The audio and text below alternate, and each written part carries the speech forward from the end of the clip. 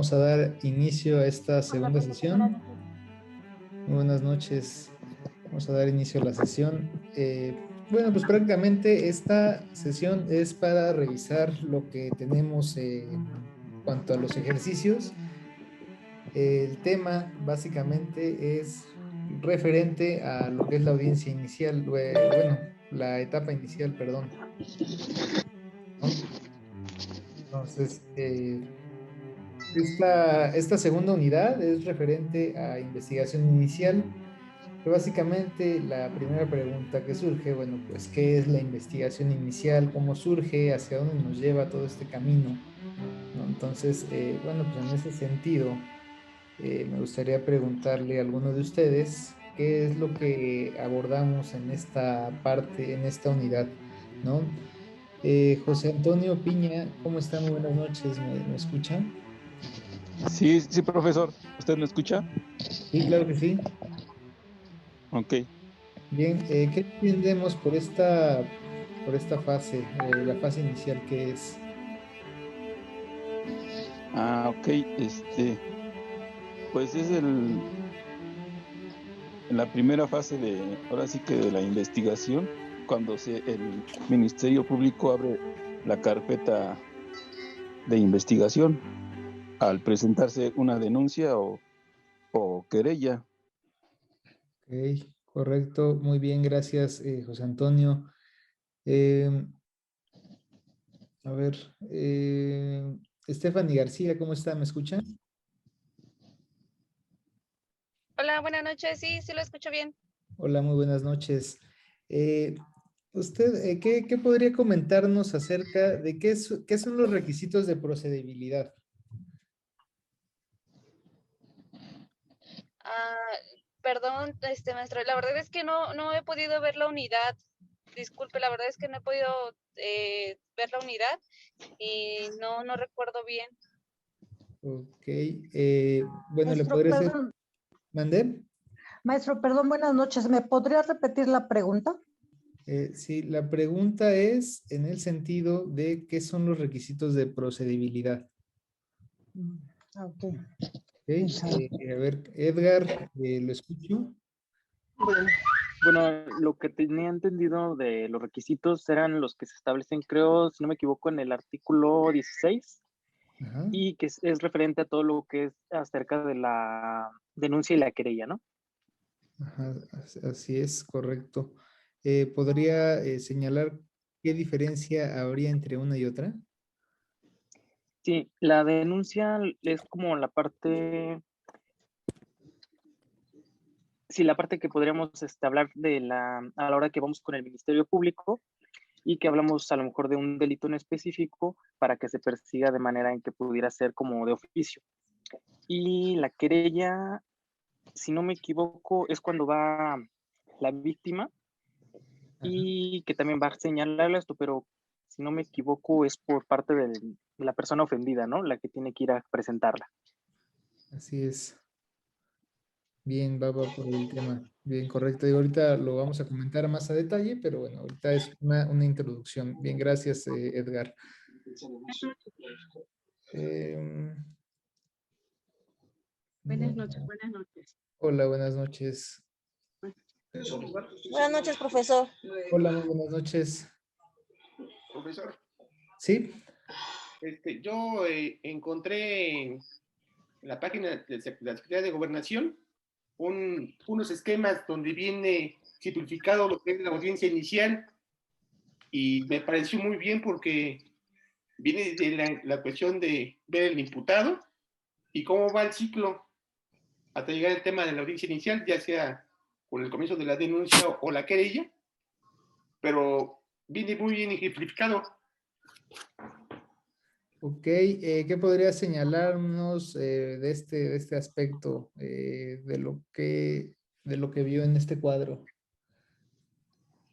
Bueno, primero es que viene hasta ilustrado, porque viene del imputado cuando se hace la detención del mismo, ya sea en el tema del caso urgente también, como lo ejemplifica ahí, cuando es llevado, ya sea a través de alguien o de algún policía, hacia el juez de control, en este caso el Ministerio Público. Y es ahí donde comienza ya un diagrama de flujo. Bien, ¿qué podría señalarnos respecto a quiénes son las partes dentro del procedimiento penal? Las partes en el procedimiento, ¿quiénes son las partes? En este caso van a ser el Ministerio Público en primer lugar, el juez de control, Ajá. en ese caso, pues, el imputado y la víctima o el ofendido. Ajá. ¿Quién más? Yo creo que ahí también entra el Ministerio Público o el fiscal, que es el que coordina con la policía para empezar las investigaciones respectivas, para empezar a recopilar todas las pruebas de los hechos acontecidos para que el juez de control dé su veredicto. Ujú. ¿Quién más sería parte dentro del sistema, dentro del procedimiento penal? ¿Quién más participa en las audiencias? Ya dijeron, Ministerio Público, juez de control y obviamente el imputado y la víctima, pero faltan más. Gracias, María. Belén, adelante, le escucho. Perdón. El asesor jurídico, Ajá. los El asesor. peritos, la Bien. policía de investigación. Correcto, es correcto. Bien, son los que faltaban. Hay que tenerlo en cuenta. ¿Pero los qué demás. faltarían los terceros involucrados, profe? ¿Mandé? ¿Faltarían los terceros involucrados o testigos? Ajá, digo, para este tema, para que ustedes lo puedan tener más claro, no tengan, pues ahora sí que no tengan duda de quiénes son las partes dentro del proceso, dentro del procedimiento penal, pues tenemos el artículo 105 del Código Nacional de Procedimientos Penales, ¿no? Que es donde viene detallado. Esta parte de los terceros que señala, bueno, en el código como tal no los menciona, ¿no? ¿Qué es lo que nos dice el artículo 105? El artículo 105 nos señala que, bueno, está la víctima u ofendido, asesor jurídico, el imputado, el defensor, el Ministerio Público, los policías. Ojo ahí porque no nos dice juez de control, pero nos dice el órgano jurisdiccional. Entonces, podemos entender que el órgano jurisdiccional, pues bueno, puede ser el juez de control, el juez de enjuiciamiento o el juez de ejecución, ¿no? Depende de la etapa en la que nos encontremos. Y por último, nos señala a la autoridad de supervisión de medidas cautelares y de la suspensión condicional del proceso, ¿no? Digo, hemos de ver de qué trata cada una de estas partes. ¿Cuál creen que sea el papel del asesor jurídico dentro del procedimiento penal?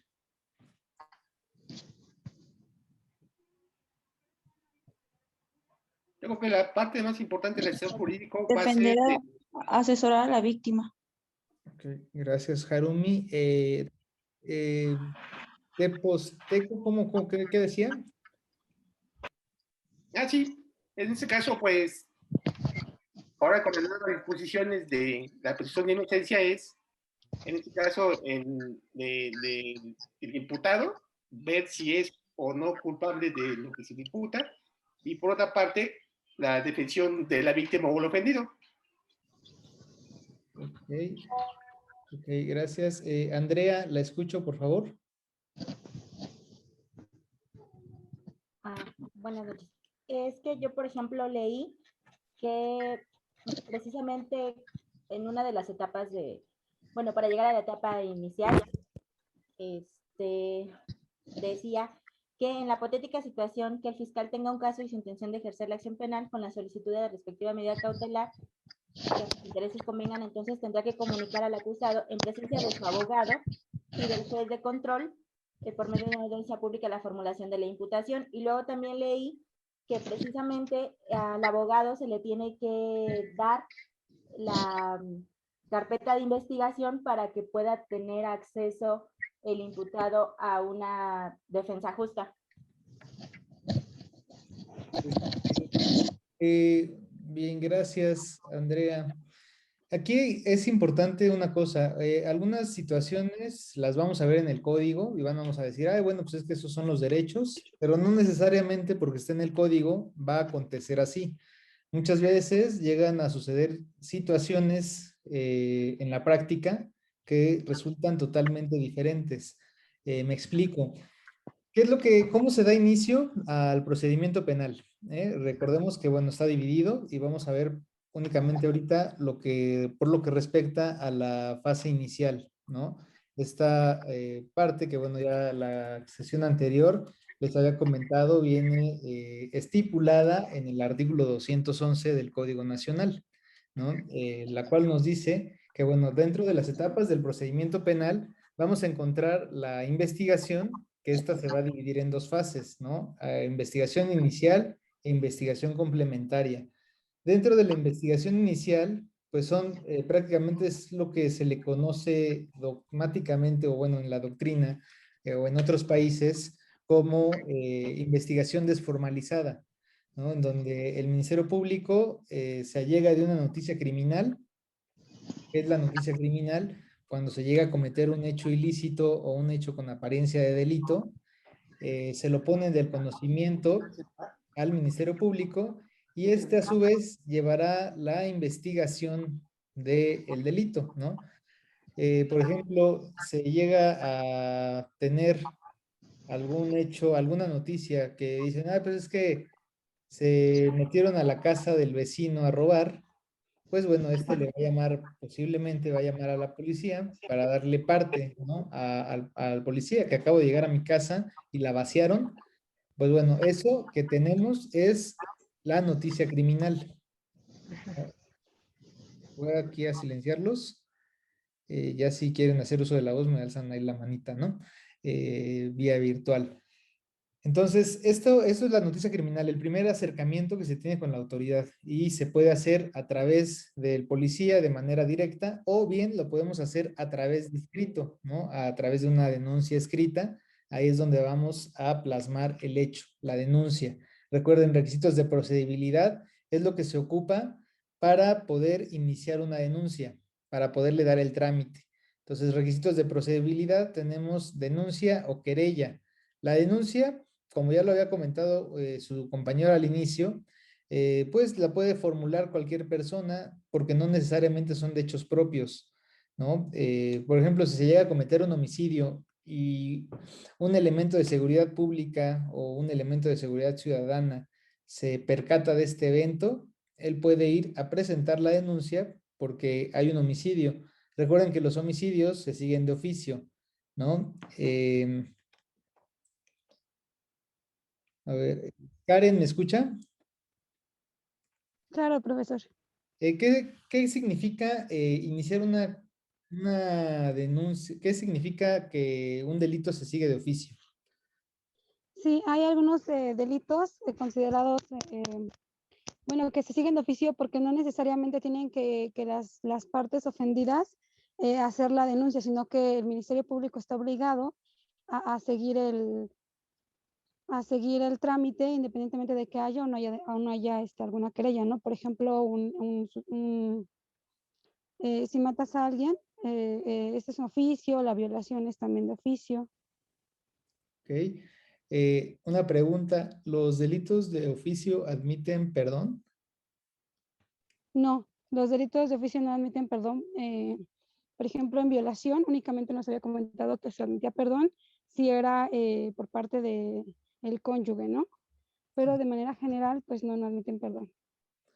Ok, muy bien. De hecho, por ahí andaba una reforma, no sé si ustedes la vieron, en donde se propuso en el Código Penal Federal, digo, falta que se adecue o se adapte a los códigos penales de cada entidad, que la violencia familiar se debe de perseguir ya de oficio, ¿no? Digo, es una cuestión que, bueno, puede ser un tanto controvertida, pero en otros casos, bien aplicada, pues estaría pues correcto, ¿no? O sea, cualquier persona que tenga conocimiento, por ejemplo, que estén ustedes y que digan, ay, pues es que el vecino siempre llega borracho todas las noches y escucho cómo le pega a la mujer y gritos y todo esto, pero hasta el momento no se podía hacer nada, porque ¿cuál era el argumento? que bueno, el vecino, pues es su vida, ¿no? ¿Y qué es lo que pasaba? Que en ocasiones la pareja decía, bueno, pues ya lo perdona y ya no quiere proceder y tan tan se acababa el asunto, ¿no? Porque es una cuestión de familia, es una cuestión que, bueno, cada quien vive su, su libertad de hacer lo que sea dentro de su familia, educar a los hijos, etc., ¿no? Entonces era así como de, bueno, es una cuestión privada, yo no me meto y pues ahora sí que si la mujer es golpeada y ella no quiere denunciar porque pues así le gusta vivir, así se queda. Esa es una concepción que pues mucho tiempo estuvo en la sociedad. Ahora, bueno, pues ustedes saben que a partir de que se implementó el sistema penal acusatorio, de que empezaron a tener más fuerza las redes sociales y pues todo este movimiento que ha venido a cambiar ciertos aspectos de la vida social, el movimiento feminista, entre otros aspectos, pues bueno, ya se ha llegado a la conclusión que estos círculos viciosos se tienen que acabar, ¿no? En materia de psicología se le llama lo que es la luna de miel. Cada vez que una pareja se pelea, el esposo la golpea y bueno, ya ahí la deja. ¿Por qué luna de miel? Porque bueno, se da un ciclo, ¿no? En donde bueno, ya regresa el esposo arrepentido, le trae que las flores, los chocolates, un regalo y toma mi amor, perdón, no va a volver a pasar. Y bueno, ya la mujer dice, ay, bueno, ya va a cambiar, yo confío que en algún día va a cambiar. Eso es lo que le dicen los psicólogos, la luna de miel, porque un ratito nada más van a estar bien y bastará un factor detonante para que se vuelva otra vez a incidir en la violencia familiar, ¿no? O en la violencia. Recuerden que los aspectos de violencia van incrementando, ¿no? Pueden empezar con una agresión verbal hasta llegar a una agresión física e incluso hasta un feminicidio o un homicidio en el caso digo, porque no estamos hablando de género, ¿no? Pues la violencia familiar implica tanto al hombre como a la mujer. Entonces, en estos aspectos, bueno, es una cuestión que se ha implementado de que, bueno, ahora ya son delitos de oficio la violencia familiar. Es decir, bueno, pues ya no procedería el perdón del ofendido. Delitos de oficio, como señalaba su compañera, pues son todos aquellos que no permiten un perdón del ofendido como tal, como pudiera ser el delito de secuestro, eh, como dice el delito de homicidio, el delito de feminicidio, violación, delito de abuso sexual cometido en contra de adolescentes o de menores de edad, tampoco procede el perdón del ofendido. ¿En dónde sí procede el perdón del ofendido? Delitos que sean de querella. Por ejemplo, ¿qué tipo de delito sería ese? La querella es cuando voy y presento, ahora sí que mi querella, que es por escrito, sobre alguna conducta sobre la cual tengo una afectación de manera directa, ¿no? Que no necesariamente, pues, podría denunciar, presentarla a alguien más, ¿no? Por ejemplo, Harumi, ¿me escucha? Sí, Por ejemplo, si llegara bueno, no, mire, le voy a poner el ejemplo, a manera de ejemplo, digo, va sin ofender a nadie, es únicamente para efectos de que lo puedan escuchar y entender los demás. Harumi, si usted llegara a tener, digo, y no se lo deseo, en la calle un sujeto pasa corriendo y le da una nalgada, eh, ¿cree que yo podría ir a denunciar o el que estaba al lado de ahí y que vio el evento podría ir a denunciar? no, no, definitivamente no. ¿Quién estaría legitimado para hacer esa, En mí y ¿eh? solo en mí. En So- mí, solo la persona a la cual le fue eh, sí, provocada la acción, ¿no? Sobre quien resintió la acción. sí, exacto. ¿Qué delito cree que se pudiera actualizar en esa conducta? ¿Qué delito sería? Pues abuso, no, abuso, ajá, abuso sexual. Correcto, es correcto. Eso es el abuso sexual. ¿El abuso sexual qué es? Bueno, pues es a quien Contacto. ejecute una conducta de carácter sexual sin el propósito de llegar a la cópula, ¿no? Es decir, sin tener la intención de, pues, de copular a la víctima, ¿no? Son actos de carácter sexual o la obligue a o verlos o a observarlos o ejecute encima de la persona este tipo de conductas pues bueno, ahí se configura lo que es el abuso sexual, ¿no? Entonces, el abuso sexual simple, un abuso sexual de esta magnitud, solamente se puede perseguir a través de querella, es decir, necesita el impulso procesal por parte de la víctima. Si la víctima no hace nada, pues obviamente el Ministerio Público no va a poder actuar en contra de su agresor, ¿no?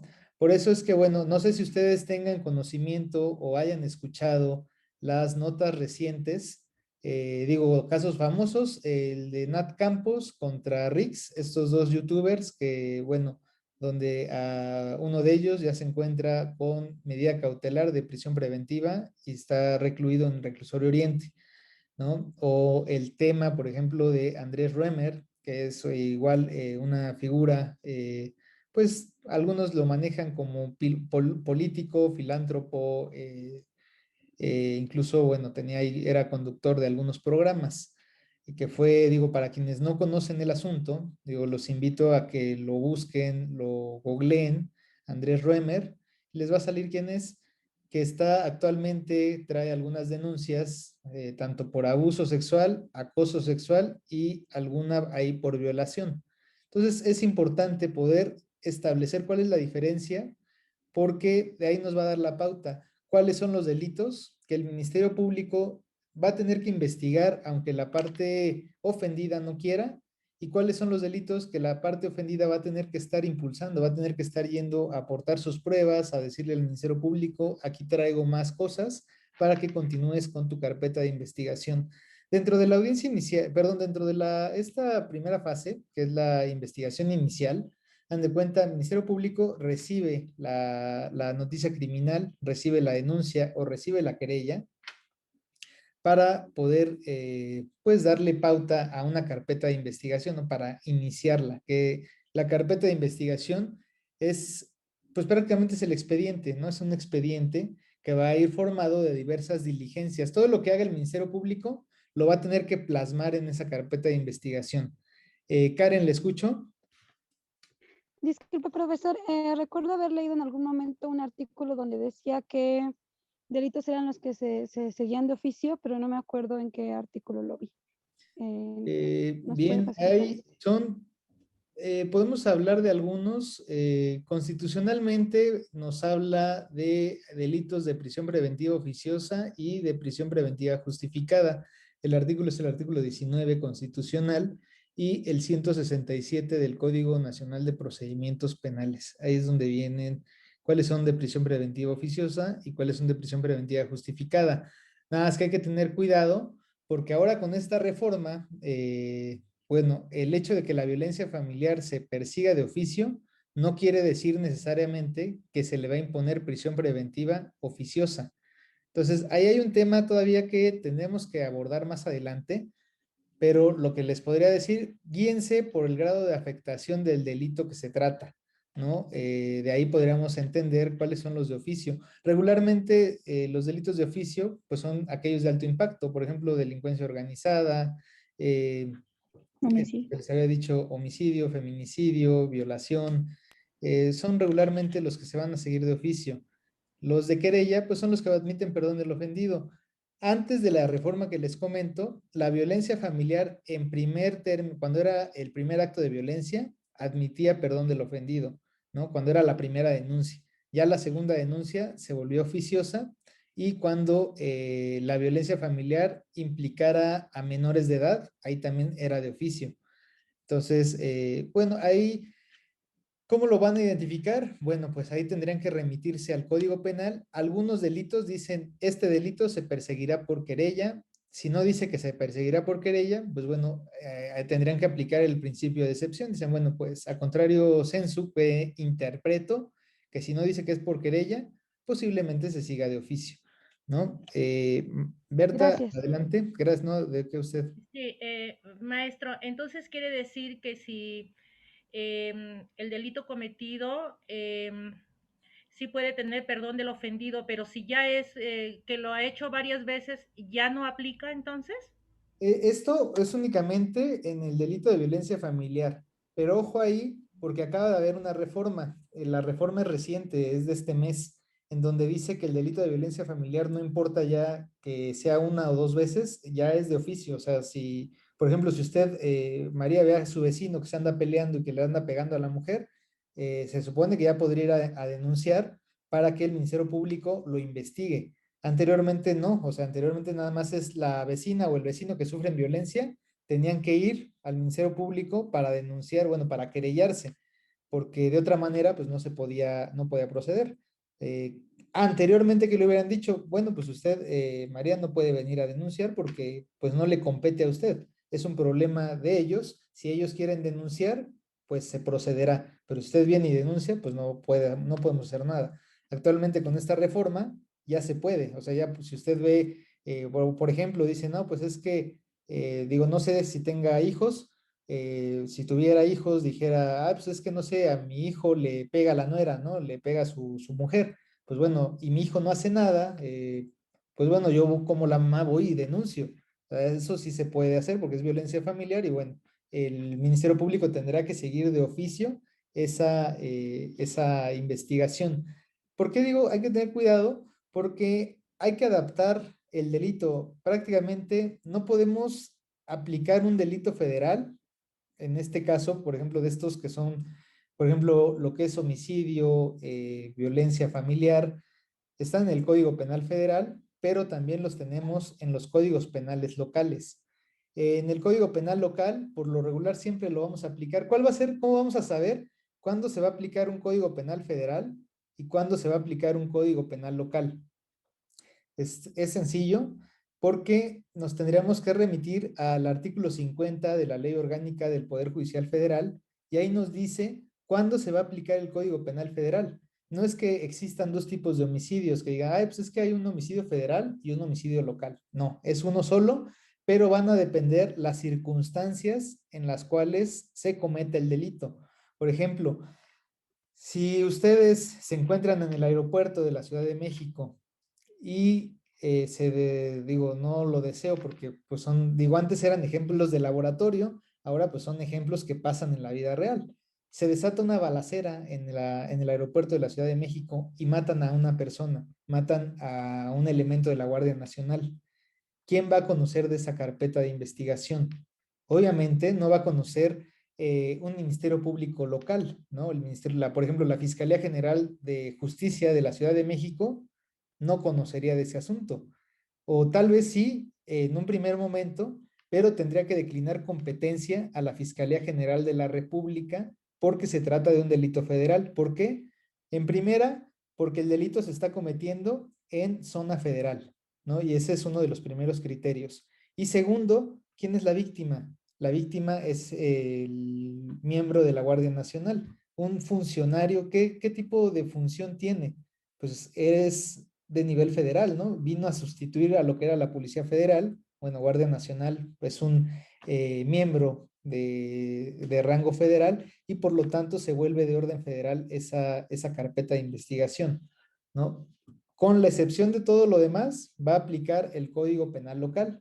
Cuando incida alguna de estas, que digo esto, pues se los dejo a ustedes para que lo vean, cuáles son los criterios que establece el artículo 50 de la Ley Orgánica del Poder Judicial de la Federación, cuáles son los delitos que se tendrían que ir por el orden federal. Por ejemplo, delincuencia organizada es del orden federal. Narcotráfico, ahí tendríamos que irnos a la Ley Federal de Salud. Si mal no recuerdo, creo que es por el artículo 140 y algo, 149, por ahí, viene una tablita que nos dice cuándo van a ser delitos del orden federal y cuándo se va a considerar, por ejemplo, narcomenudeo. Hay una reforma que está, digo, tal vez ustedes la hayan escuchado, la reforma en donde dicen, bueno, vamos a despenalizar el uso lúdico de la marihuana, que prácticamente ahorita lo que están haciendo es tratar de aumentar la cantidad que puede portar una persona. Antes de que esta reforma se apruebe o que ya salga publicada, la cantidad que una persona podía aportar eran 5 gramos. O sea, 5 gramos refiriéndonos a marihuana, porque la tabla trae diferentes cantidades, por ejemplo, para cocaína, para otras sustancias trae otras cantidades. La marihuana, que es ahorita la que está en boga, eran 5 gramos. 5 gramos estaba permitido. Hasta cierta cantidad, pasando los 5 gramos, ya es un delito de narcomenudeo.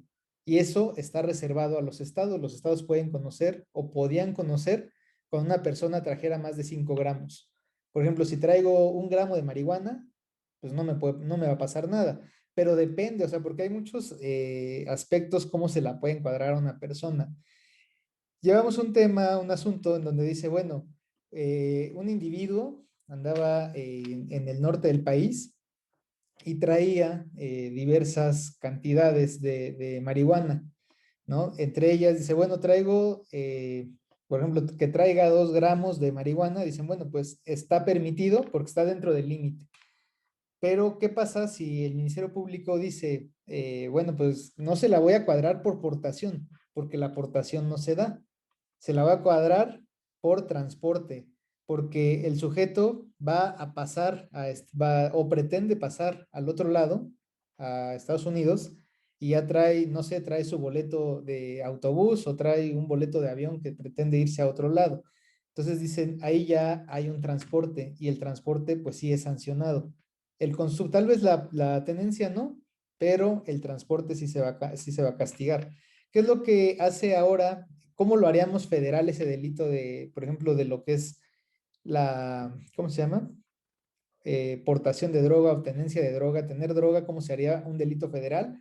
En cuanto a cannabis, cuando supere los 5 kilos. De 5 gramos hasta 4 kilos 999 gramos es de competencia local.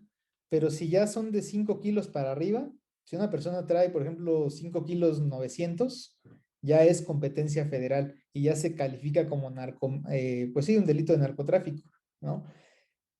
Conforme a la ley que está en revisión, que bueno, ya está por aprobarse, esta cantidad de 5 gramos la van a subir a 28 gramos. O sea, una persona va a poder traer hasta 28 gramos sin que sea delito.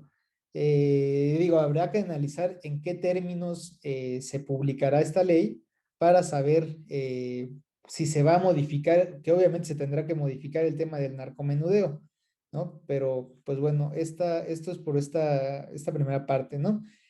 Andrea, ¿le escucho? Profesor, pero bueno, ahorita con esta nueva reforma de ley, eh, ¿cómo quedaría, por ejemplo, lo del transporte de mi plantita? Porque hasta donde leí, se supone que puedo traer hasta 6 plantas a mi predio, ¿no?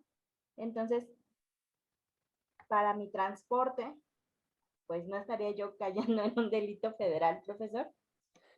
Ahí le digo, reitero, el tema es ver ya cómo va a salir publicada, porque todavía había algunas cosas, digo, la Cámara de Diputados la aprobó en lo general y de ahí, pues bueno, ahora va para el tema de los senadores, que tienen que darle ya pues la última revisada, que si sale ya en lo particular, pues ya la publicarán y ya no le harán ninguna modificación.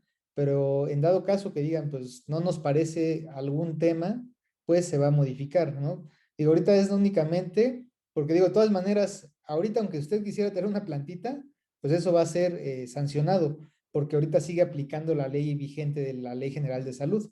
Esta ley no va a estar disponible o no podrá ser aplicable hasta que sea publicada en el Diario Oficial de la Federación. Hasta ese momento, bueno, pues ya usted podrá traer hasta 1 onza de cannabis sin ser sancionada, sin que sea delito. Antes no, ahorita no le recomiendo que traiga ni plantitas ni traiga nada, porque puede cometer un delito, ¿no? Pero bien, Berta, ¿le escucho? Ah, sí, maestro. Mi pregunta es muy parecida a la de Andrea.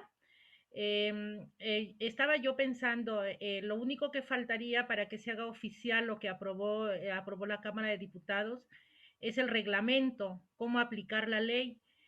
Yo he visto, por ejemplo, por el Metro Chilpancingo, que hay un grupo pues, de las personas que se dedican a consumir y a vender plantitas de cannabis en unas macetitas así pequeñitas. Entonces ellos se amparan en que sí pueden vender sus plantas sin importar sin importar que sea un delito o no, porque te venden la macetita con tu plantita y tú puedes ir con tu plantita en el metrobús o en el metro. Entonces, como que ya se van amparando en que, no, pero ya fue aprobado la siembra de cannabis. Entonces, suponiendo que un cliente o un vecino de ahí mismo se queja por el consumo excesivo de marihuana, ¿y qué se podría hacer, por ejemplo? ¿Se hace por querella? ¿Es un delito local? ¿Es un delito federal? Qué bueno que pregunta. Aquí yo le haría una repregunta a usted. ¿Cuál es el bien jurídico tutelado en este delito? ¿Qué se tutela? Pues ahí sería el bienestar de los vecinos. ¿La salud? La salud. La salud. Salud. ¿Qué tipo de salud es la que se tutela? ¿La personal o la Salud pública? pública. Sería Salud la pública. La pública. El ejemplo que yo le estoy dando está en la vía pública. Es como un parquecito muy pequeño y ellos han cercado y dice defensores de la siembra del Ajá. cannabis. Y De ahí hecho, profesor, ahí le las venden. asesoran para poder sacar su ¿Amparo? amparo, con todo lo que debe de llevar tal cual, para poderlo interponer ante la COFEPRIS, y venden las plantitas o venden las semillas de marihuana y te dan la bolsita tal cual, tú llegas y la plantas, y tienes según tu amparo en donde tú estás sembrando para tu recreación. Pero la pregunta sería, yo por ejemplo, o sea, en el caso de que dices, bueno, pues yo tengo mi plantita, a lo mejor con uso ornamental, no realmente porque la fume, pero pues sí, obviamente me queda ya la duda en el momento en que pues la tengo y yo, por lo que me está diciendo, pues realmente mi amparo no sirve de nada.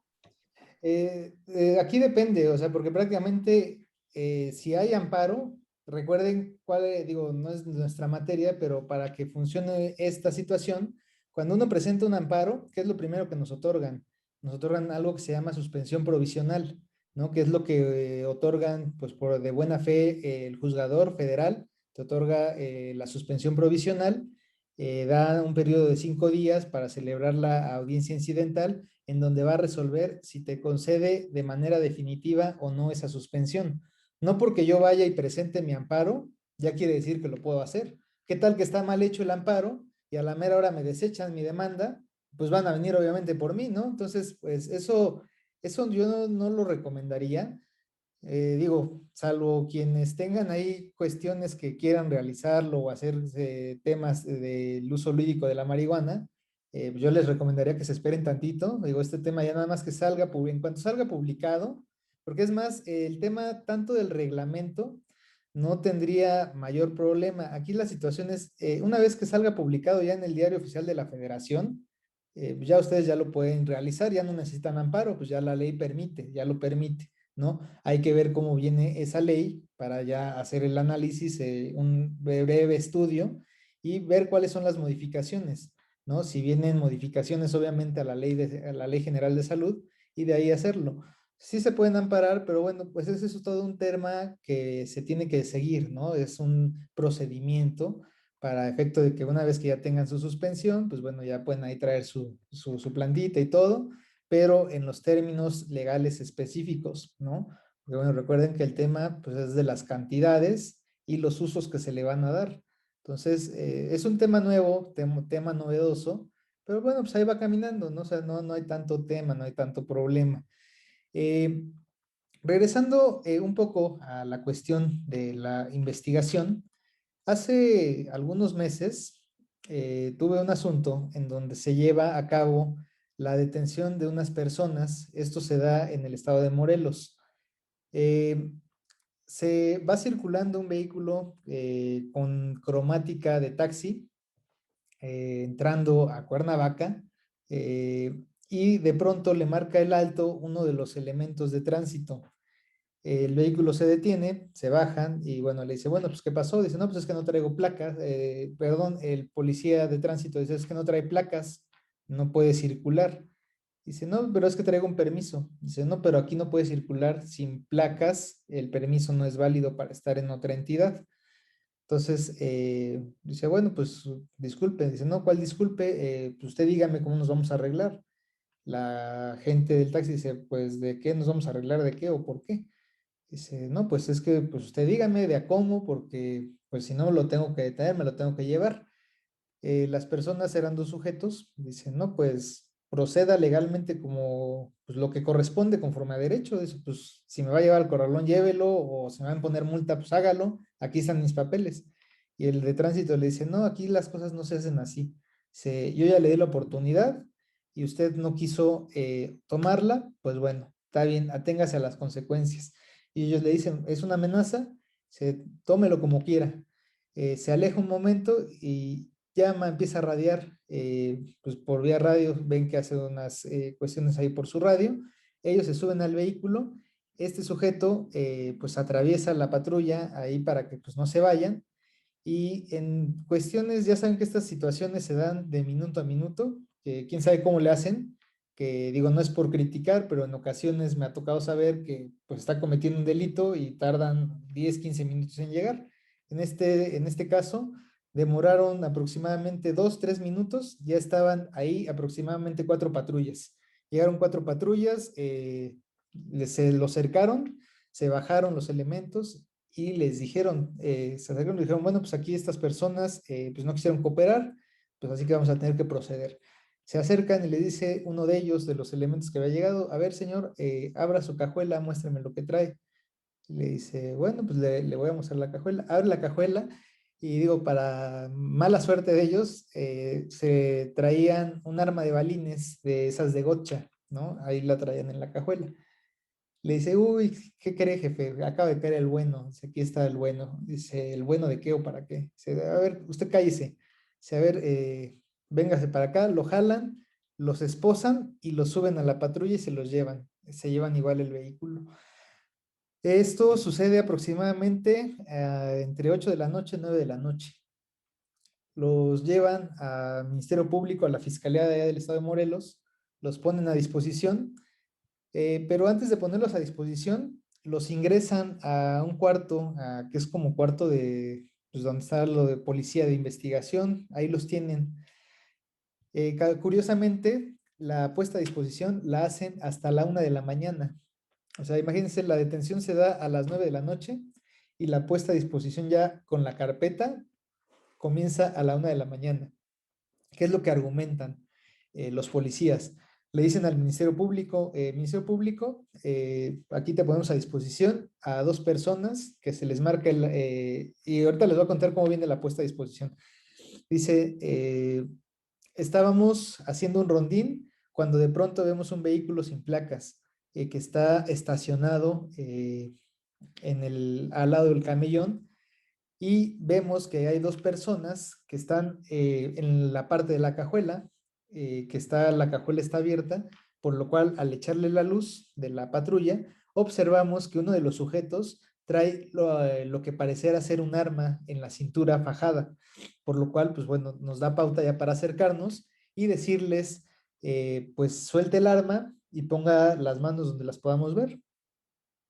Suelta, dice, en ese momento el sujeto que trae el arma en la cintura la deja en el suelo y procedemos a acercarnos. Al momento de acercarnos vemos que el otro sujeto está manipulando algo. Acercándonos más, apreciamos que en la cajuela hay diversos envoltorios con con una sustancia verde en el interior. Por lo cual, pues bueno, ya al hacer la inspección y derivado de la experiencia que tenemos, se concluye que lo que tiene es una sustancia parecida a la marihuana, por lo tanto, se procede a asegurar a ambos sujetos y se ponen a disposición de esta representación social.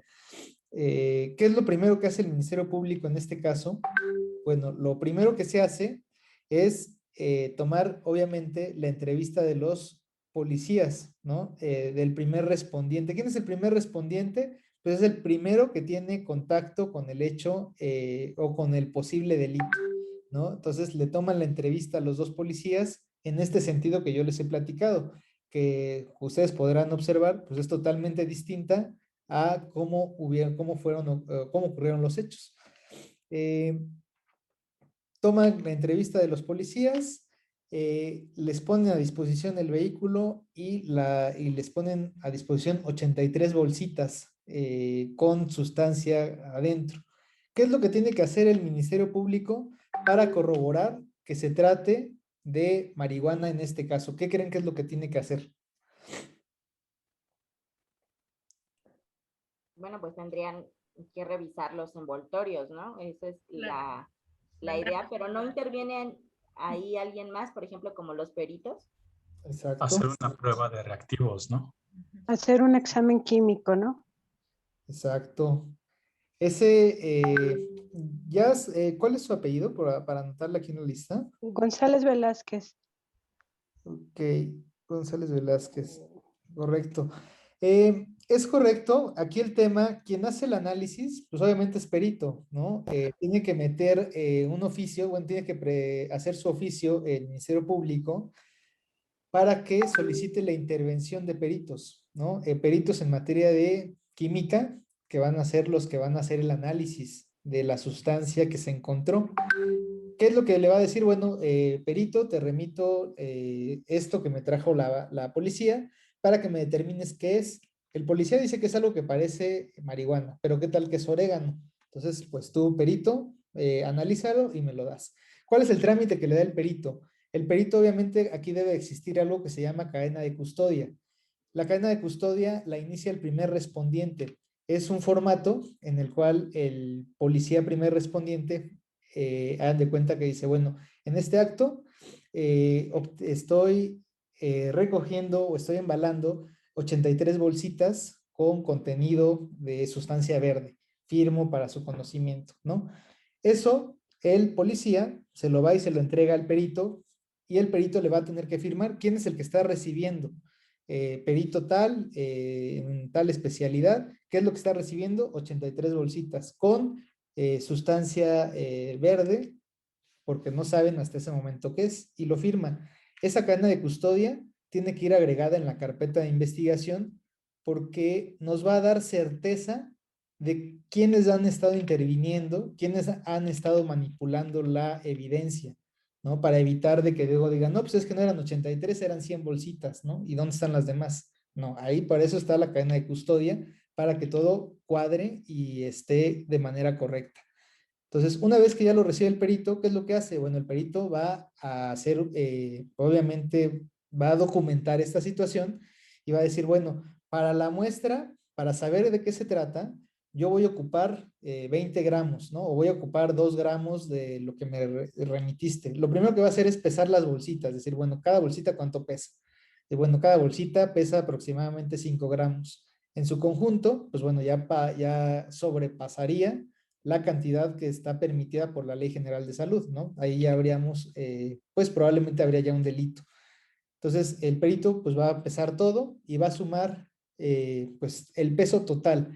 Recuerdo más o menos que el peso total eran entre 800, 900 gramos, casi 1 kilo lo que pesaron. De ahí, el perito va a justificar, va a decir, bueno, para saber qué es, necesito una muestra. La muestra voy a utilizar probablemente 2 gramos, 3 gramos, las cuales, pues bueno, quedan ya inutilizables y ya no sirven. Entonces, pues esos se le va a restar al completo y de esa muestra, pues el perito ya va a determinar de qué se trata.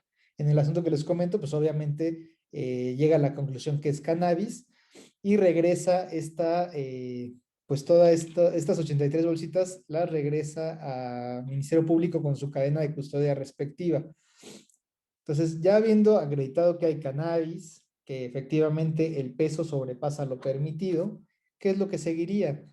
Para estos, recuerden que el Ministerio Público cuenta con 48 horas para integrar su carpeta de investigación y determinar si va a llevarla ante juez de control o no. En ese caso, pues bueno, se regresa ya al Ministerio Público. Pero, ¿a ustedes qué les haría ruido o qué creen que está mal? Digo, de esto primero que les he comentado hasta este momento, ¿qué estaría mal, qué estaría incorrecto? ¿O qué La hora. Ajá, ¿qué tiene ¿Por que qué ver la de hora? las, El tiempo, por qué el de tiempo las que se 9 tardó a para las hacer 2 la apuesta. ¿Por qué tardaron tanto tiempo? en poner la disposición? Exacto. Y maestro, o sea, Creo, ¿no tuvieron todo ese tiempo para plantarles todo eso? Y el relato de los hechos, que Hay unos manera dicen de que una con las cosa y otros otra. ¿No hay una La, falta al de- debido proceso? la detención, cómo se dio, ¿no? Las circunstancias. La detención, sí. Miren, Pero vamos a entiendo hacer, también Además se que mintió desde el inicio.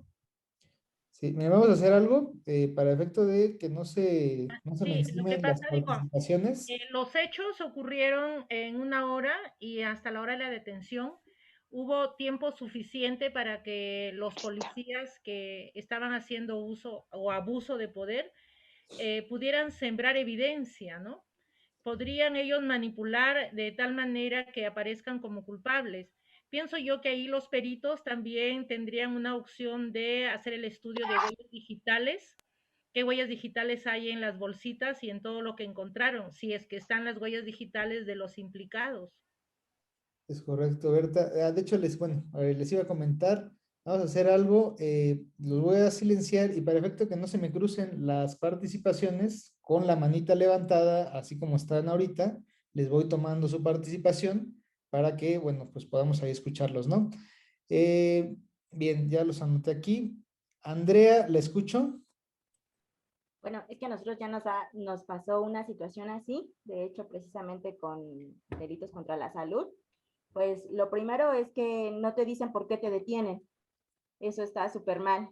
O sea, no sabes ni por qué tú vas para arriba de la patrulla. Luego, lo segundo es que una vez que te presentan, no tienes un asesor jurídico. Se supone que para tu justa defensa o tu debido proceso, un asesor jurídico debe de estar contigo. Si tú no tienes, para pagar uno, el Estado tiene que darte un asesor jurídico para que entiendas lo que está sucediendo en ese momento. Y pues sobre todo también la hora en la que se pone a disposición, porque en nuestro caso, profesor, pues detienen a mi conocido, que de hecho está en el reclusorio, y pues la prueba fue que había un billete de 50 pesos y una bolsita de cocaína tirada en el piso.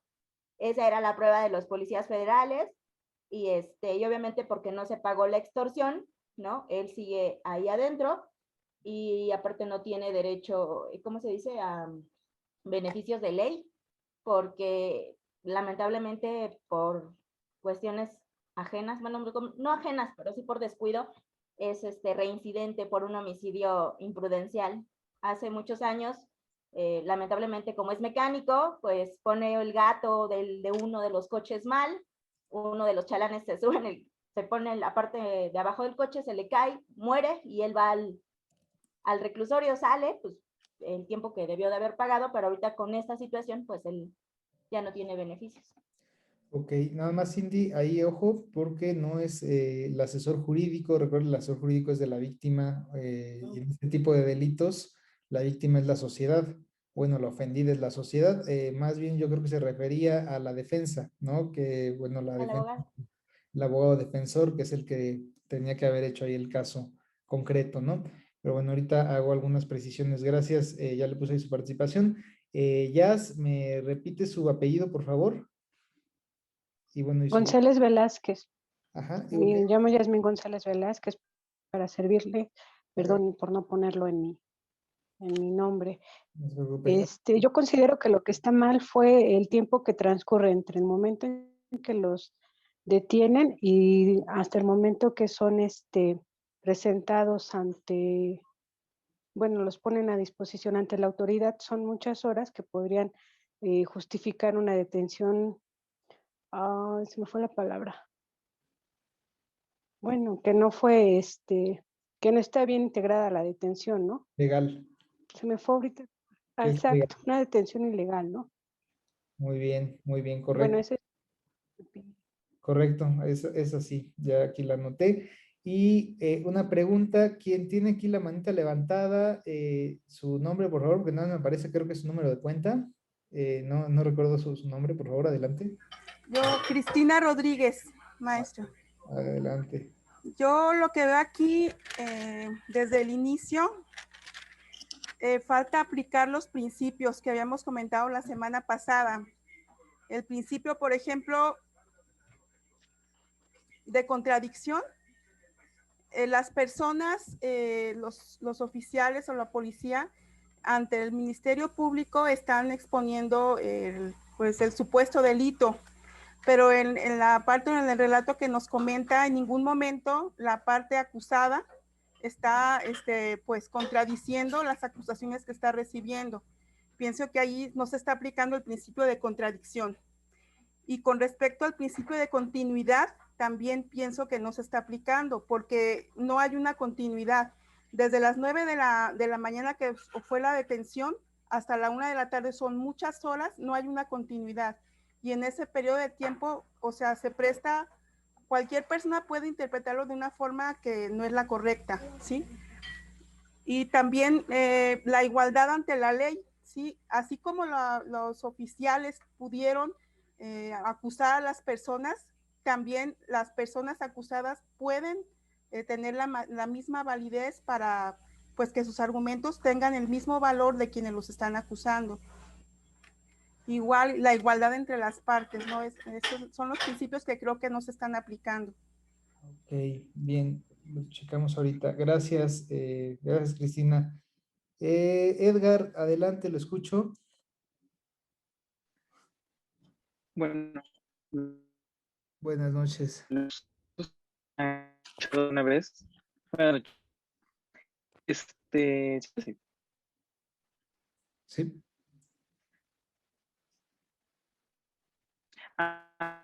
Dentro de los casos que he visto es de un problema similar con un compañero, lo que presentaron como queja era con los testigos, fue como algo similar, detuvieron a la persona y pues pasó algo esa tarde, eso sucedió enfrente de una teoría y entonces la señora como que se quedó ahí pendiente de lo que estaba sucediendo. A la hora de que realizan estos hechos, era como que la patrulla, pero las demás. Como que defender testigo utilizó siendo frente a ellos, llegaron una mano que lo sometió bajo del y en eso fue con lo que pudo sacar la prueba en este caso para que le dejaran libre porque realmente él dice pues es que yo ni forma de cómo defenderme y fue la señora la que salió a decir oigan yo vi esto en tal lugar y pues el chavo fue con él y dijo sí es la señora que estaba enfrente y que es la que está de testigo. Ok. Bueno, pues sí llega a haber ciertas situaciones ahí un poco extrañas a veces, ¿no? Pero bueno, ahorita comento en breve cómo termina este tema. Nancy, ¿le escucho? Gracias, Edgar. Sí, buenas noches, profesor. Bueno, yo digo que se hace un abuso de poder también, ¿no? No sé si sea legal el que catearon el auto sin consentimiento de la persona. No sé si aplique o no aplique, pero yo siento que están abusando de poder en estas circunstancias. Ok, hay una parte que bueno que toque ese punto, ahorita lo voy a comentar, porque bueno, tienen también que ver con las cuestiones relacionadas a estos retenes, ¿no? Podremos ahí preguntarnos, ¿los retenes son legales o son ilegales? Esos retenes que luego ponen para inspeccionar gente, pero ahorita lo comento de manera breve. Correcto, Nancy. Nancy Hernández, ¿verdad? Bien. Sí, profesor, Nancy Hernández. Gracias. Karen, adelante, le escucho. Gracias, maestro. Es más duda. Yo tengo entendido que existe un registro nacional de detenciones donde tienen que poner el policía el registro a más tardar en 2 horas, ¿no? En este registro tienen que colocar justamente el por qué se hace la detención. Entonces yo creo que ahí es, o habrá un argumento para hacerlo de ilegal, ¿no? O para notificarlo como ilegal porque realmente no se hizo esto en tiempo y forma. Fueron muchas horas las que pasaron entre la detención y la puesta a disposición. ¿Me repite su apellido, por favor? Sí, Karen Suárez. Blanca Karen Suárez. Ok, correcto.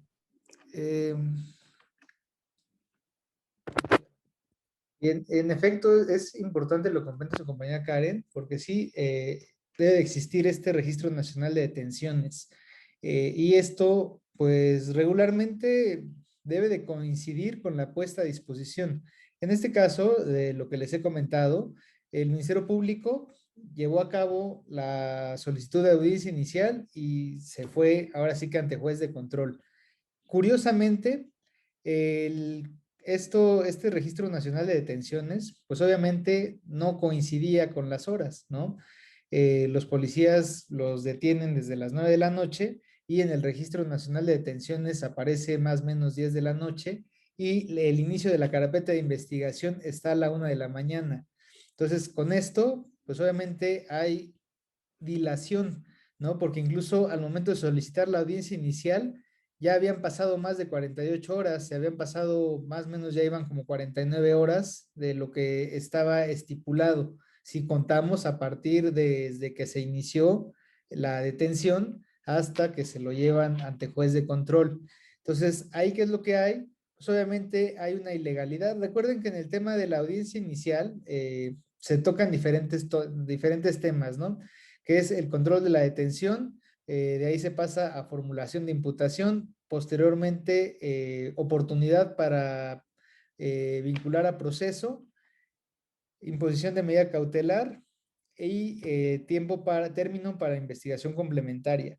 Entonces, en este supuesto que estamos comentando, ¿qué pasa si se decreta de ilegal la detención? Pues obviamente se obtiene una libertad de manera inmediata.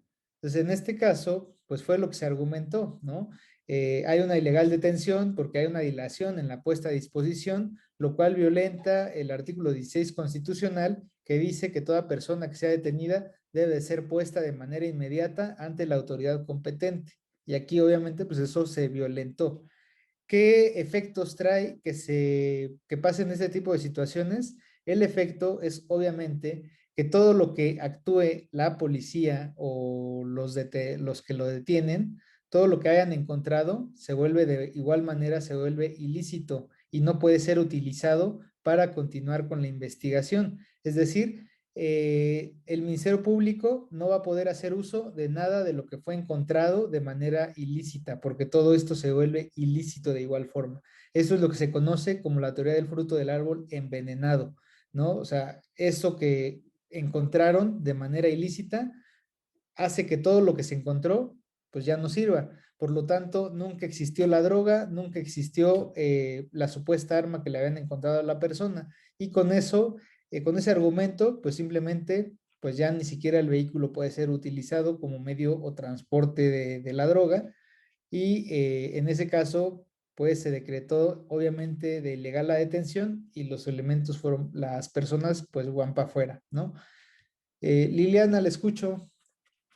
Maestro, ¿qué pasa cuando, como en ese caso, o sea, sí, los mismos que lo detienen, bueno, además los torturan en ese tiempo que tienen de lapso para llevarlos y los torturan a manera de que ellos digan que efectivamente ellos traían todo ese, pues todo lo que mencionan allí sobre la supuesta supuesto cannabis y todo esto, ¿no? Las armas y bueno, todo lo que sea. ¿Qué pasa ahí cuando además ellos son torturados? Pero también, o sea, al final de cuentas ellos dicen, sí, sí, efectivamente son míos, me pertenecen, yo los traía, pero que fueron obligados a partir de una tortura. Bien, ahí se tiene que hacer algo que se llama aplicar el protocolo de Estambul, que es cuando se está en presencia de posible tortura, ¿no? Tiene que ser evaluado obviamente por psicólogo o por un perito que determine que efectivamente existe o que existió tortura dentro de dentro de la detención.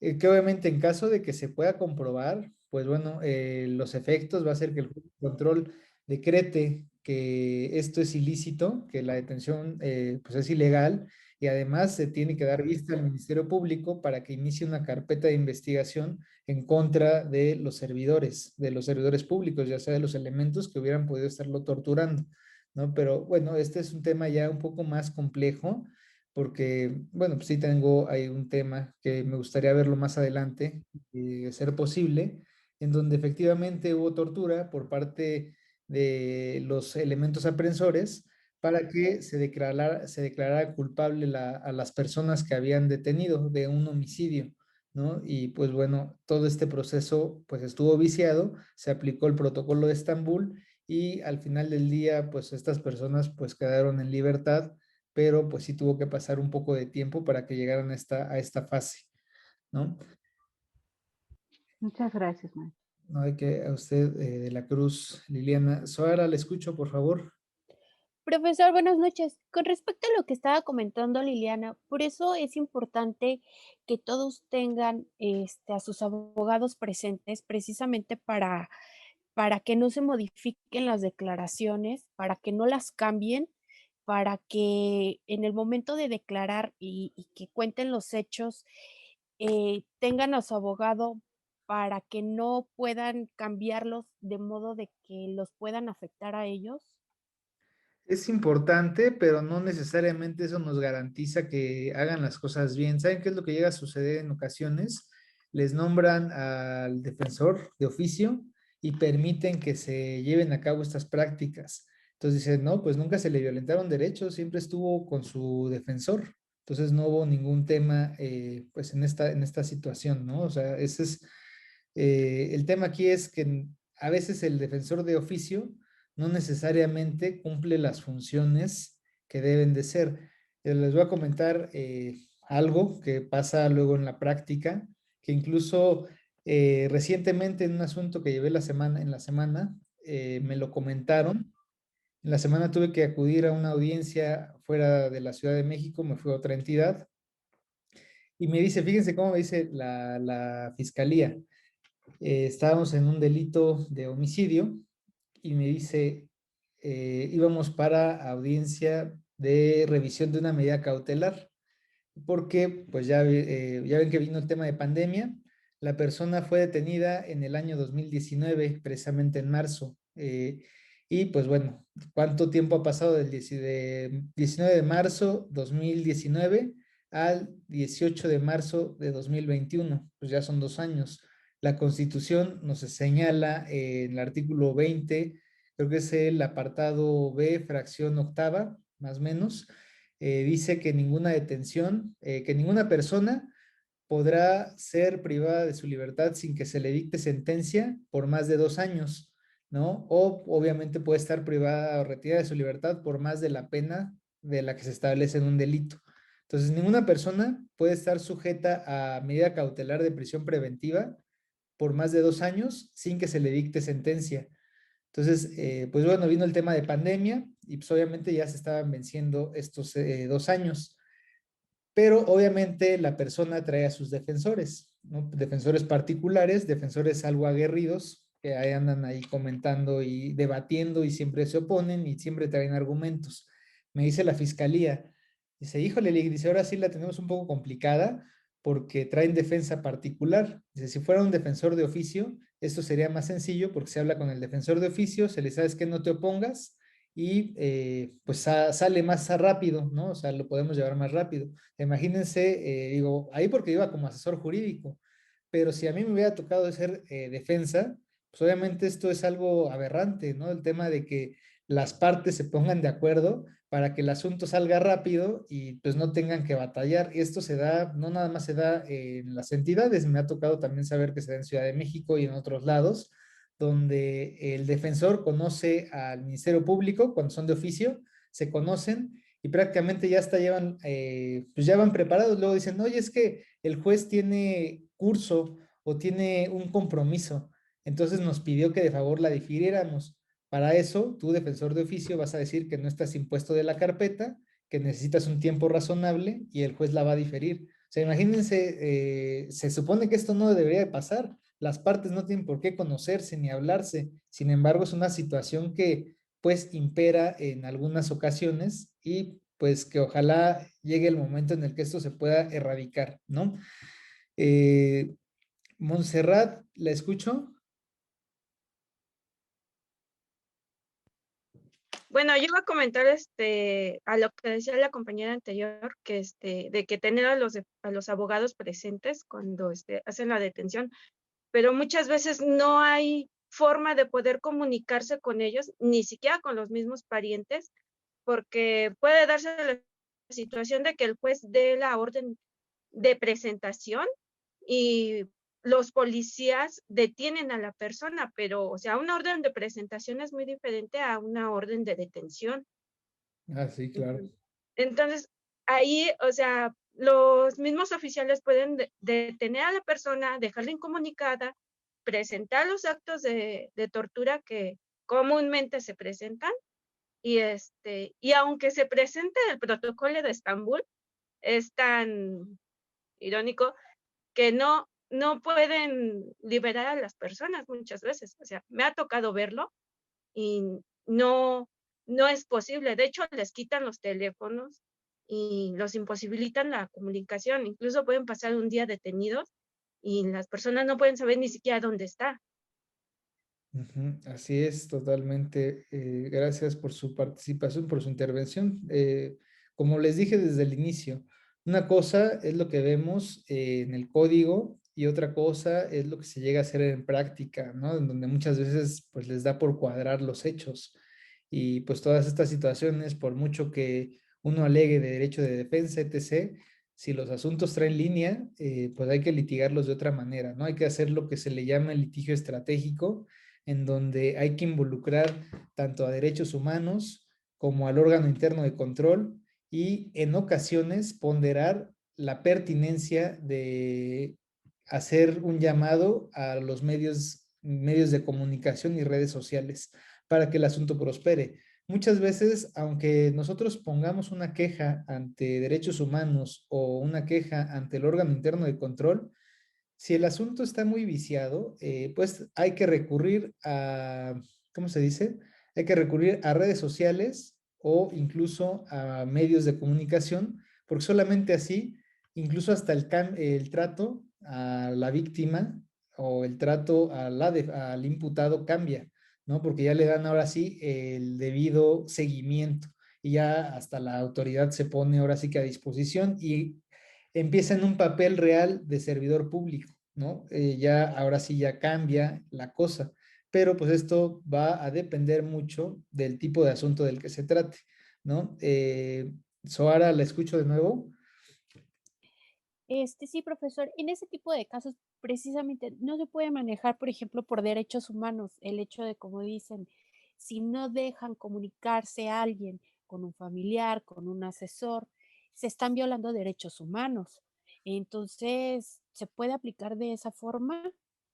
Sí, claro. En Ciudad de México hay algo que se llama el teléfono rojo, incluso, que es el que está enlazado a lo que era visitaduría, que ahora se llama el órgano interno de control, asuntos internos, y ellos pues toman cartas en el asunto de manera inmediata, independientemente de que, pues bueno, se puede incluso hasta amparar por una posible privación de la libertad, porque está incomunicado, ¿no? Entonces, eso lo han llegado a hacer y bueno, da excelentes resultados cuando se sabe aplicar, cuando se sabe interponer el amparo, porque dice, bueno, Ministerio Público, ni siquiera me dejas pasar a ver a mi representado, no me dejas tener comunicación con él, pues obviamente lo tienes incomunicado, ¿sabes qué? Un amparo indirecto para pues agilizar el tema. Entonces, el Ministerio Público puede estar muy rejego, puede estar muy de que no quiere, pero en cuanto le llega la noticia de que ya hay un amparo o de que ya le llega el reporte de la queja, de inmediato, ¿sabe qué? Pásele el link, porque incluso hay algunos hasta que tienen ahí un trato diferente, dice, ay, Lick, es que ¿por qué no me dijo? Pues tengo como 5 horas aquí diciéndote y no me das el acceso, pues bueno, ¿no? Berta, la escucho. Sí, maestro. Lo que estamos hablando, esto de que puede haber tortura y puede haber problemas para que te permitan tener a tu abogado o tu defensor. Yo lo he visto muy seguido en el aeropuerto, por ejemplo, ¿no? En el aeropuerto, cuando eres extranjero, de pronto te llevan a una habitación, te quitan el celular, te quitan tus documentos y he visto casos de gente que se queda 2, 3 días, 4 días, no tienen alimentos, duermen en el piso eh, y son torturados, pero psicológicamente, ¿no? Y ellos se quedan con la duda de que si regreso o no regreso a mi país o me van a dejar salir aquí en el aeropuerto en México. Entonces, ¿cómo se podría tratar ese problema, ¿no? Porque si nosotros hablamos del protocolo de Estambul y al final a tu defensor no lo dejan entrar, ¿qué se puede hacer en ese caso? Pues digo, hay que establecer el caso en concreto, un caso en específico, porque digo, yo le podría decir, pues sí, hay que acudir ante la Comisión de Derechos Humanos, ampararlo, obviamente, y meter la queja, ¿no? Que es lo que les estoy comentando ahorita. Y con eso bastaría para poder tener una respuesta positiva. En dado caso, en un caso contrario, tratar de documentarlo y alegárselo al juez de control, ¿no? Para decirle, ¿sabe qué? Lo tuvo incomunicado, violó sus derechos y por lo tanto debe de decretarse ilegal todo lo actuado dentro de la investigación porque no se me permitió, no se me dio el acceso. Pero hay que ver precisamente el caso en concreto para saber de qué hora a qué hora no se le dejó ver, todos esos detalles específicos los vamos a poder analizar más adelante con una carpeta de investigación que les voy a dejar, que de manera oportuna les mandaré el link para que la revisen y bueno, podamos hacer el ejercicio respectivo, ¿no? Bien, gracias Berta. A ver, tenía aquí Miguel Ángel, lo escucho. Sí, profesor. Y pues desgraciadamente toda esta ilegalidad que vivimos en nuestro país siempre sucede con las personas, pues que no son maleantes, siempre hay gente bien, y esa gente bien es a la que siempre le va mal en una detención ilegal. Yo, mi práctica médica, soy médico ortopedista. En mi práctica, a la gente bien, cuando va por algún tema de alguna fractura, siempre se les complica con alguna infección o el hueso no les solda. Pero en mi práctica, a la gente maleante, porque he tratado maleantes, están sin medicamentos, están sin antibióticos y no les pasa nada, nada de nada. Y Se le apagó su micrófono. y es ahora en la cuestión de que en esta práctica que vamos a realizar nosotros, siempre se están mal defendiendo al culpable, ¿no? Al que sí es malo. Y al que es bueno, siempre está en la cárcel. Sí, como dirían, hierba mala nunca muere, ¿no? Sí. Sí, sí, sí, absolutamente. Bien. Gracias, Miguel. Andrea, ¿le escucho? Es que, profesor, bueno, insisto, a lo mejor porque tenemos una situación muy cercana en ese sentido, ya se agotó la instancia con derechos humanos, ya se acudió a las mesas de atención al público del gobierno del Distrito Federal, donde se supone que llega esto a oídos de Claudia Sheinbaum, pero con todo lo que nos comenta estamos impactadísimos porque, pues, ¿cómo se podría solicitar a partir de todo lo que nos está diciendo usted? O sea que, pues, no se cumple la inmediatez, hay no se cumplen las horas adecuadas para lo del proceso. Ojo ahí, porque el tema de la inmediatez es otra cosa, es diversa. El tema de la inmediatez tiene que ver cuando quién va a presidir las audiencias. Okay. Debe estar presente el juez en todas las eso es el tema de la inmediatez. No hay que confundir los principios con derechos humanos, es totalmente diverso. Ahí nada más. Ok, profesor. Pero en este caso, por ejemplo, ahorita que estamos escuchando todos en familia lo que usted está diciendo, pues nos quedamos pensando, entonces, si todo esto le sucede a mi familiar bueno, y tiene, como lo que usted acaba de comentar, o sea, no se respetó pues sus derechos, no lo detuvieron y lo presentaron 2 días después, no le dijeron ni por qué estaba detenido, en realidad pues no hubo un peritaje adecuado, se le sentenció casi 4 años después, durante el juicio pues por ejemplo nunca llegaron los federales, nada más se tomó la declaración que habían hecho y está ahí pues prácticamente, digo, ahorita encerrado en tiempos de pandemia, sin derecho, sin acceso a la salud, porque ya es una persona mayor, ¿cómo, ¿cómo se solicita una reposición de proceso? O bueno, se ocupa ahí, ¿a dónde acudir, profesor?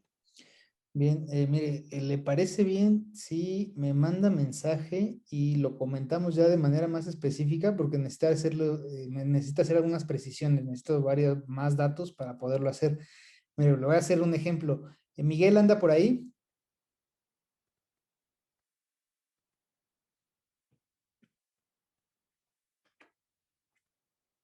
Miguel, ahí lo veo, pero no, no sé si puede prender su micrófono. Yo, Miguel Ángel Teposteco. Sí, exactamente, ese es mero. Por ejemplo, ¿qué pasa, Miguel, si llega un cliente o un paciente llega con usted y le dice, oiga, ¿sabe qué? Me duele abajo de la costilla. ¿Usted qué le va a decir? Le va a decir, ok, lo voy a operar porque trae fractura, o ¿sabe qué? Pues nada más póngase pomada y se le quita, o ¿qué es lo que le diría? Lo primero que se hace, pues, le tengo que hacer una revisión clínica. Exacto, exacto, porque no le va a poder diagnosticar nada más por lo que le dice, ¿no? No, pues no es médico uno, sí. Palabras. Exacto. Lo mismo, digo, eso va para todos. Lo mismo pasa con nosotros como abogados. Cuando nos dicen, oiga, es que, mire, tenemos este tema y así, muchas veces tenemos que ver lo que está en el papel plasmado para poder hacer un análisis y decirle, ah, mire, pues esto aplica aquí, aplica acá, ¿no? Es igual que los médicos, los doctores, todos, tenemos que hacerlo de esta manera para poder saber qué es lo que qué tratamiento vamos a aplicar como juristas, ¿no? Que es algo muy similar. Gracias, Miguel, ahí por el tema. Digo, ya vamos a tomar estas 3 últimas participaciones y damos ya ahí la sesión por finalizada, ¿no? Para no quitarles ahí más tiempo. Noemí, adelante, le escucho. Sí, asesor. Mi duda, bueno, tengo una duda. Yo tengo una duda con referente a el caso que había planteado hace un rato. ¿Qué pasa cuando efectivamente dicen, ay, ¿sabes qué? Ya te puedes ir porque pues no procedió. No, lo que te imputaron, pues no es cierto. Nada más ay, disculpe usted, lo siento, y se va. O puede proceder, no sé, alguna demanda contra daños y perjuicios contra el Ministerio Público, contra los policías o algo así. Depende, hay 2 situaciones que tenemos que ver. Cómo se dio el asunto y pues qué se puede realizar, ¿no? Muchas veces, digo, lo que va a depender es la actuación del policía. Por ejemplo, si en la audiencia inicial ante juez de control se puede demostrar que todo esto fue fabricado porque el policía sembró evidencia o porque ejerció tortura o algún tema, obviamente procedería a una denuncia en contra del servidor público, independiente a la demanda que se le pueda hacer por daños y perjuicios, ¿no? Pero debemos de tener el caso en concreto para ver, porque obviamente, por ejemplo, si ven a una persona sospechosa que se echó a correr, le dijeron deténgase y no se detuvo, y la detienen y le dicen, ¿sabe qué? Vamos al Ministerio Público porque no le hizo caso a la autoridad y pues allá se va a determinar su situación jurídica, pues bueno, ahí no hay tema, o sea, no se le podría denunciar al servidor público porque actuó conforme a derecho. Pero si de repente, por ejemplo, si usted va saliendo de su casa y llega el policía y la detiene y sabe que véngase para acá y le habla con groserías, le sube a la patrulla, la golpea y se la lleva, pues obviamente ahí sí va a proceder porque hay un exceso en la autoridad, ¿no? Hay un abuso de autoridad. Entonces ahí sí procedería. Entonces hay que atender al caso concreto, pero esa es la situación, Noemí. Espero que quede clara su duda. Sí, gracias. ¿No? De que, Claudia, adelante, por favor. Sí, maestro, gracias. ¿Me escucha? Sí. Mire, es que tengo una duda en cuanto a lo que comentó hace rato de las denuncias a través de las redes sociales. ¿Pueda llegarse a dar el caso que nosotros al denunciar algún delito, podamos nosotros mismos inmiscuirnos en algún problema? Ojo aquí el tema, yo no, ojo, porque yo no dije que se podía hacer denuncia por redes sociales. Dijimos que podíamos hacer del conocimiento público un asunto, por ejemplo, que se suba a través del Twitter o de Facebook. La fiscalía tal ha hecho actuaciones que van en contra de la ley, ¿no? Pero esto aplica para, por ejemplo, personas o personajes que tienen pues cierto tipo de seguidores. Hay uno que está precisamente en Twitter, que es Carlos Jiménez, un gran reportero, y que obviamente publica nota roja de la Ciudad de México. Entonces, si, por ejemplo, se llega a tener contacto con él, al menos, por ejemplo, en nuestra firma, bueno, pues es un medio, ¿no? De contacto. se dice, oye, ¿sabes qué? Mira, fíjate que está sucediendo esto en la fiscalía, detectamos que hay actos de corrupción y no se está llevando a cabo el seguimiento o hay violaciones a ciertos derechos, pues bueno, él sube la nota y la gente va a replicar y esa nota va a llegar incluso hasta jefatura de gobierno y bueno, pues ahí habría algo. Pero la pregunta de usted va enfocada, obviamente, supongo, al tema de que qué pasa en el caso de gente que sube sus denuncias a Facebook, ¿no? Por ejemplo, que dice, quiero por esta vía hacer del conocimiento a toda la sociedad que X persona es violador, ¿no? Y suben Exacto. fotografías. ¿Qué pasa en ese caso? Penalmente no va a pasar nada, porque eso no es un delito.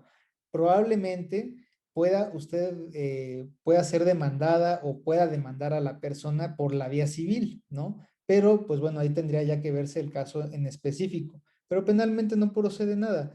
Antes había algo que se llamaba el delito de calumnias y difamación. Está derogado, por lo tanto, pues no hay un tipo penal para esa conducta. Entonces, lo puede hacer, pero se va a meter únicamente en temas, digo, depende de lo que vaya a poner o de lo que vaya a denunciar o lo que quiera subir, pero muchas veces va a terminar en lo que le decimos el chisme de redes sociales, no va a trascender de ahí, ¿no? O sea, no hay ningún tema que pueda pasar más allá de que lo ponga de conocimiento público y ya, que le digan, ¿por qué no haces tu denuncia? Pues bueno, pues ya será una cuestión aparte, ¿no? Pero esta es la parte, en específico, pues no pasa nada, ¿no? Si sube algo a redes, siempre y cuando obviamente no se trate de contenido íntimo, ¿no? Si hay contenido Sí. íntimo de por medio, pues bueno, eso es un delito, ¿no? Ok. ¿Vale? Sí, maestro. Sí, maestro, gracias. Adelante. Yasmín, adelante, le escucho.